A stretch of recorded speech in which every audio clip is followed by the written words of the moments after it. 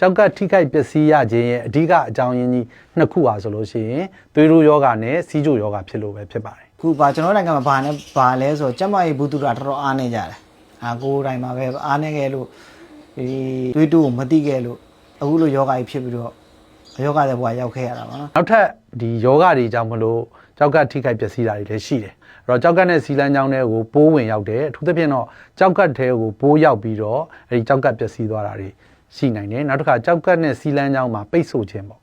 အဲ့တော့ထူးအပြင်တော့ကြောက်တယ်တဲ့သူတွေနောက်တစ်ခါမျိုးသားတွေစီးကျိတ်ကြီးပြီးတော့ဒီစီလန်းကြောင်းပိတ်ဆို့ရင်လည်းကြောက်ကထိခိုက်နိုင်တယ်နောက်တစ်ခုကတော့ဒီကြောက်ကရောင်ရမ်းခြင်းနော်အဲ့ဒါကဘာနဲ့ဆက်လဲဆိုတော့ဒီ auto immune ဆိုတဲ့ယောဂတွေပေါ့နော်ကိုယ့်ရဲ့ကိုယ်ခံစနစ်ကကြောက်ကကိုတိုက်ခိုက်သောယောဂများအုပ်စုအဲ့ဒီအုပ်စုမှာလည်းကြောက်ကထိခိုက်ပျက်စီးတာတွေတွေ့ရတယ်နောက်တစ်ခါမျိုးရိုးလိုက်တဲ့ကြောက်ကမှာရေအိတ်တဲ့ယောဂအဲ့ဒီယောဂကလည်းပဲကြာလာရင်ကြောက်ကထိခိုက်ပျက်စီးတာတွေတွေ့ရတယ်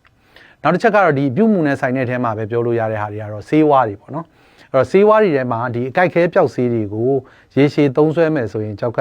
ထိခိုက်ပျက်စီးတယ်တချို့ပိုးသက်ဆေးတွေကိုမိမိသဘောနဲ့သုံးတဲ့သူတွေမှာလည်းကြောက်ကထိခိုက်ပျက်စီးတာတွေတွေ့ရတယ်အထူးအားဖြင့်တော့ဒီသေဥသစ်ဖူတွေနောက်တစ်ခါအရွက်ပြုတ်ရည်တွေဘေးထွက်ဆိုးကျိုးမတိတဲ့ဆေးဝါးတွေကိုရေရှည်စားသုံးတောက်သုံးမယ်ဆိုရင်လည်းပဲကြောက်ကထိခိုက်ပျက်စီးတာတွေတွေ့ရတယ်ခြားယောဂရင်တော့ကျွန်တော်တော့တိတ်တော့မှပြောရမယ်ကြောက်ကယောဂကတော့ငွေကြေးကိုလေးလာပြီးတော့ငွေကြေးအကုန်ကြညားတဲ့ယောဂပါပေါ့နော်နံပါတ်1လုံးတင်တဲ့အလုပ်ကရေများများတောက်ရမယ်လို့ပြောထားပါတယ်เนาะအဲ့တော့ရေကိုတစ်နေ့ကို2လီတာခွဲကနေ3လီတာခွဲတောက်မယ်ဆိုလို့ရှိရင်ဒီကြောက်ကထိခိုက်မှုလျော့နေတယ်ဆိုပြီးတွေ့ရှိထားတယ်ပေါ့နော်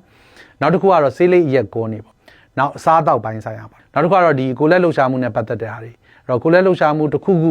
လုပ်နေရင်ဒါကြောက်ကအတွက်ခေါင်းနေအဲ့တော့အစားအသောက်နဲ့ကိုလက်လှုပ်ရှားနဲ့တွဲလိုက်မယ်ဆိုရင်တော့ဆရာတို့ကကိုယ့်ရဲ့ကိုယ်လေးချိန်ကိုကျန်းမာတဲ့ဖောင်တွင်းမှာထိမ့်သိမ်းထားမယ်ဆိုရင်ဒါကြောက်ကဖြစ်တာကိုလည်းကာကွယ်နိုင်ရရောက်တယ်ပေါ့နော်နောက်တစ်ခုကတော့ဒီအေးဝဝအိတ်ဆက်ဖို့လိုပါတယ်ပေါ့နော်အဲ့တော့အေးမဝတဲ့လူတွေအေးပြက်ခံတဲ့သူတွေမှာလည်းပဲဒီကြောက်ကယောဂဖြစ်တာနဲ့ဆက်တယ်ဆိုတာတွေ့ရှိရတယ်